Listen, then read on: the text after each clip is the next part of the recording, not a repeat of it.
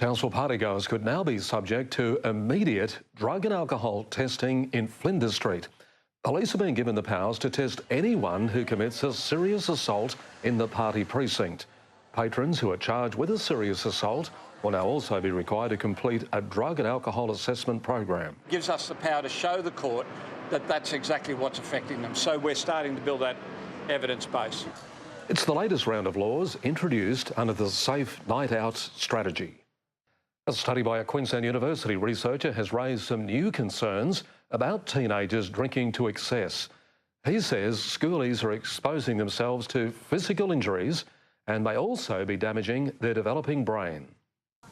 Laying around a pool with mates and a good book, this is another side to schoolies.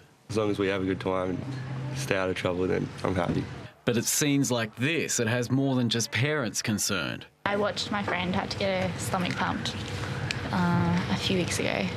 That was a very difficult thing to watch. Associate Professor Michael Nagel is an expert in the brain development of children and says schoolies is a platform for trouble. Draws young people together to celebrate a rite of passage, and they're going to do silly things. Throw alcohol into that mix and we have a formula for tragedy. Dr. Nagel's latest book explains the workings of the teenage brain, which he says is still developing until as late as 30 for men.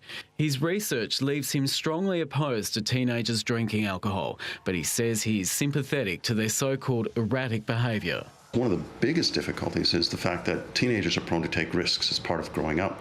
So you put a whole lot of teenagers together and alcohol, and it's like adding fuel to a fire. Schoolies say they just want to have a good time. You know, in terms of your brain development and your liver, it can really, excessive drinking when you're young can really hurt you actually in the long term, but I think we're all aware of that. It's all fun while it lasts, but then in the morning it's not as good.